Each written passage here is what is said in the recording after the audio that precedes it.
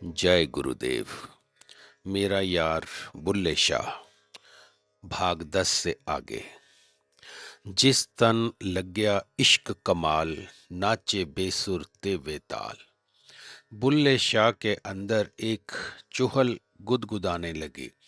आंखों में एक शरारती बच्चे की सी मस्खरी चमक उठी।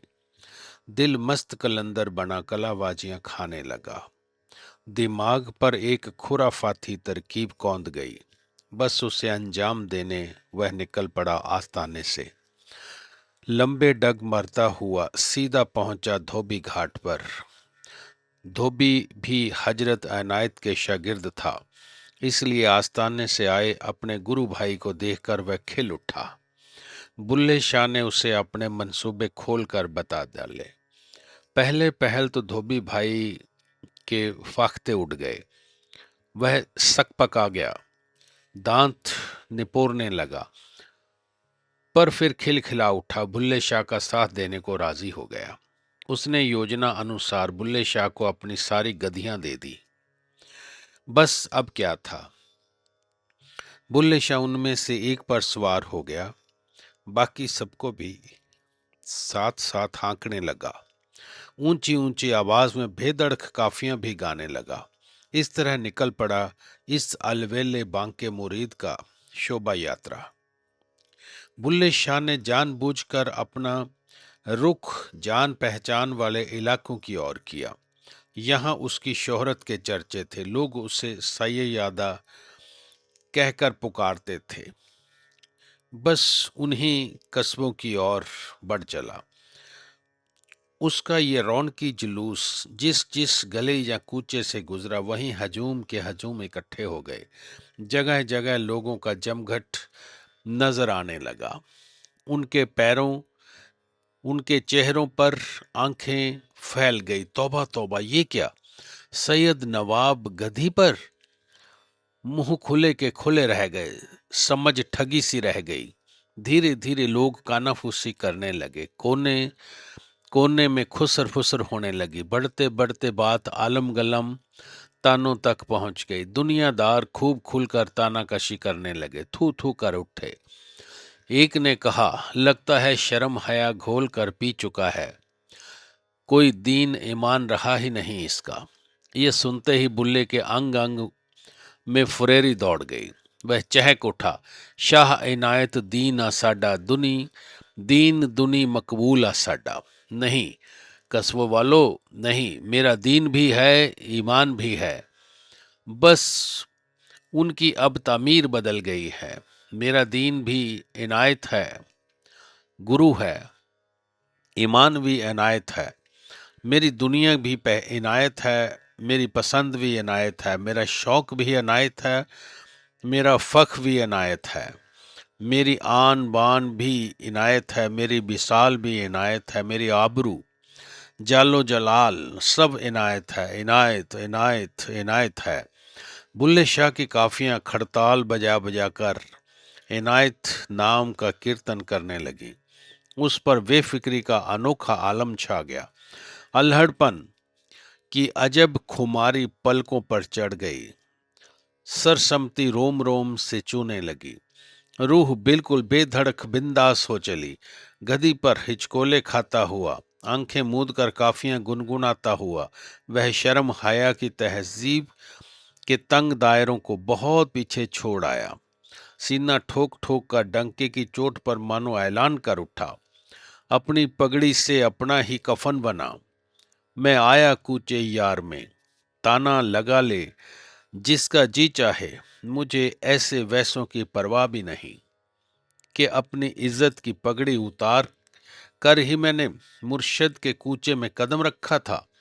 आज इस सिर पर अगर कुछ फब रहा है तो सरफरोशी का जुनून, मर मिटने टूट बिखर कर चूर चूर होने होकर राई बनने की तमन्ना। ऐसे में तुम्हारे तानों उल्हानों की छोटी मोटी कंकड़ियां मुझे क्या घायल करेंगी। मैं तो सर पर कफन बांधे हर वक्त सूली को चूमता हूँ। मुर्शद के इश्क के फंदे को हार समझकर पहनता हूँ। हंस हंस कर अपनी मैं का अहम का गला घोंटता हूँ।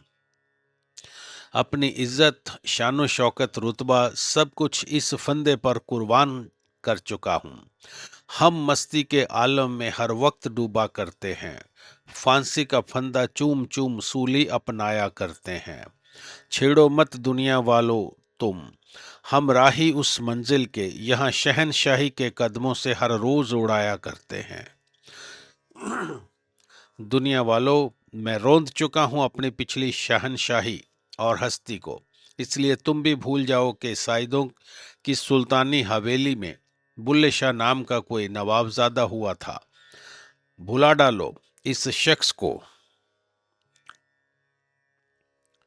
भुला डालो उस शख्स को, उसके अक्स तक को।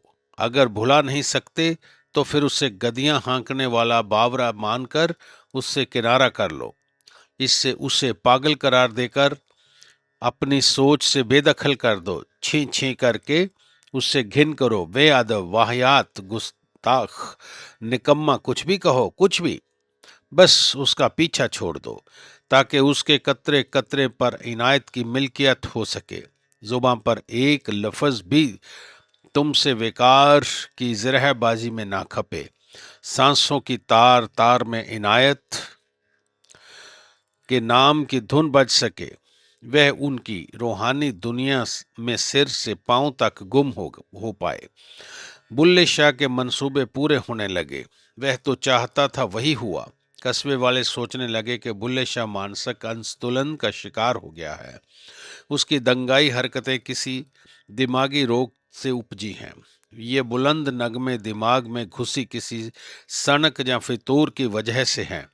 कूचे और बाजारों में बुल्ले शाह के नाम पर कह कहे लगने लगे।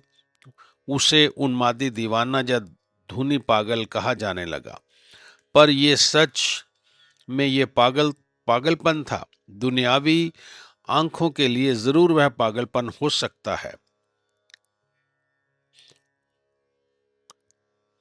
वह समझ जो और दुनियावी तौर तरीकों में ही पली बड़ी है। कुछ बंदी बंधाई नीतियां हैं और नियम ही उसकी उड़ान की सीमा है। उसके हिसाब में बेशक वह पागलपन हो सकता है। ऐसी नजरों और समझ क्या जाने के पागलपन नहीं, पागलपन को महज उड़ना है। उसके उसमें मुरीदी की ऊंची मिसाल है। वह गुरु मरीद की गुरु के कदमों में लीन होने की बेजोड़ कोशिश है। दरअसल मुर्शिद मुरीदों की नस्ल ही कुछ ऐसी होती है। यहाँ एक संसारी होठों पर नुमाइशी मुस्कान और सजाकर रिश्ते जोड़ने घड़ने में लगा रहता है। मतलबी मकसद के लिए एक दूसरे को मानने रिझाने में एडी चोटी का जोर लगा देता है।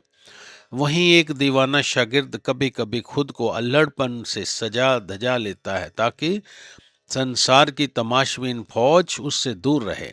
जानबूझकर वह तुनक मिजाजी को अपने तेवर पर चढ़ा लेता है। दुनियावी रिश्तों को खोने छोड़ने और रूठाने में लग जाता है।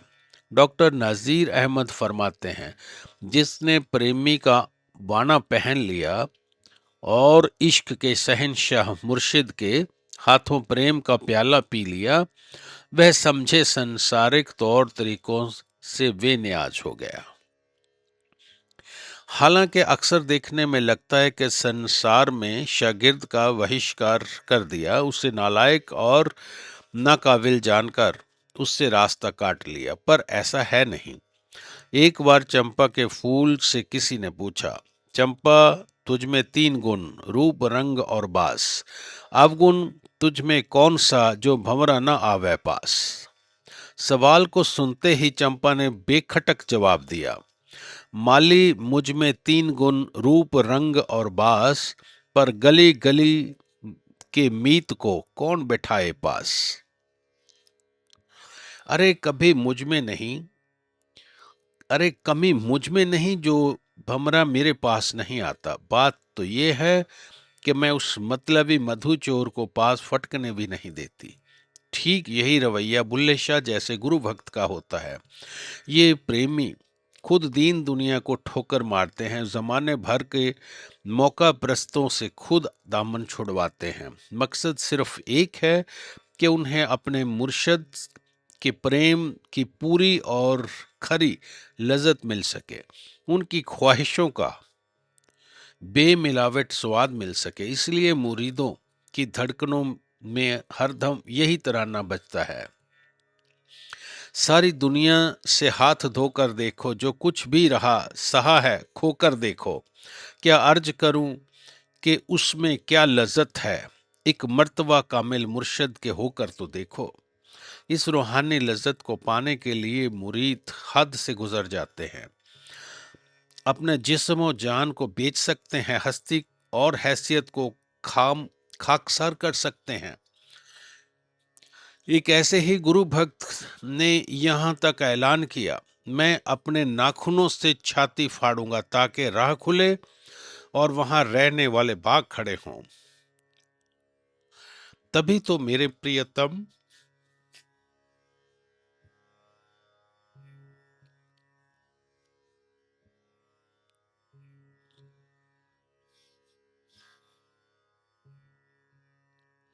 तभी तो मेरे प्रियतम मुर्शिद के साथ मेरा अकेले रहना हो सकेगा।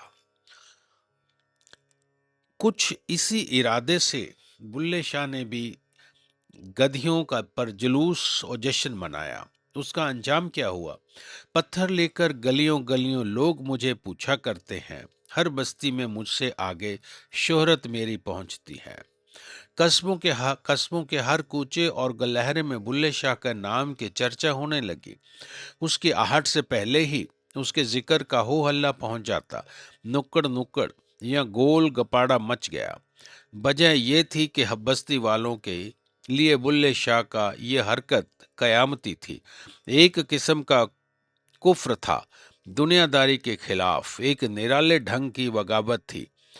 कईयों को तो इसमें एक आलिम फाजिल नवाब के अचानक पागल हो जाने जैसा अहम मुद्दा भी दिख रहा था। पर उधर बुले शाह, क्या मस्त आलम था उसका।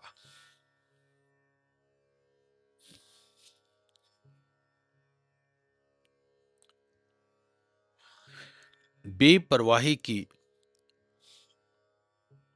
शारशतों में रत्ती रत्ती भीगा हुआ मन, इतनी ऊंची सेज पर लीन, यहां से नीचे झांकने पर उसे ये दुनिया तमाशा भर नजर आ रही थी, एक मदारी का खेल के जैसे। और उसके ये बाशिंदे मदारी के कूदते फादते जमूरे भर।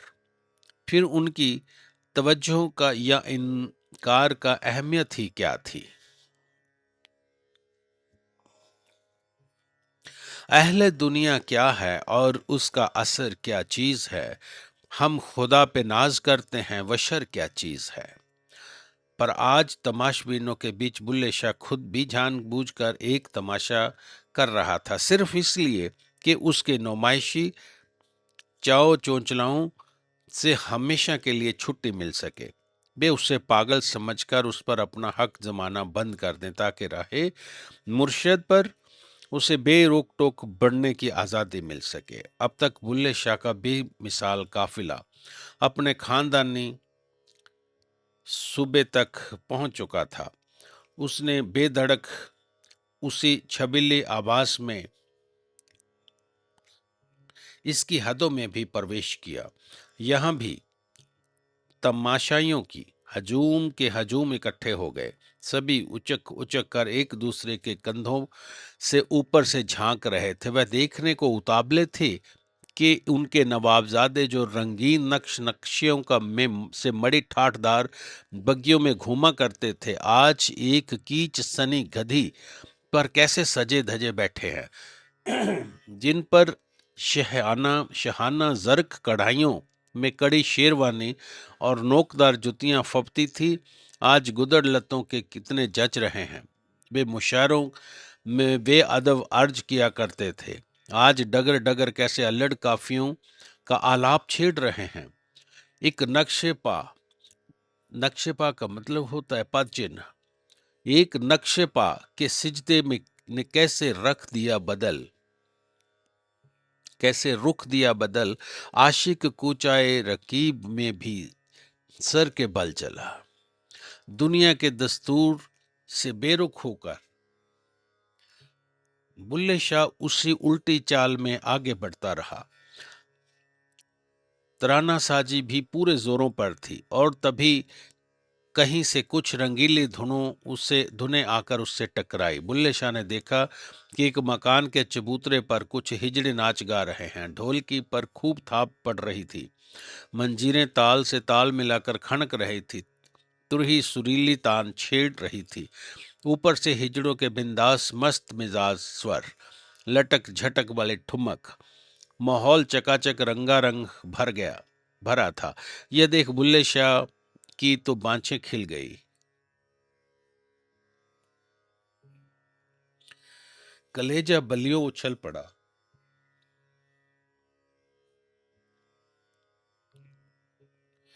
रोम रोम मानो चहचहा उठा।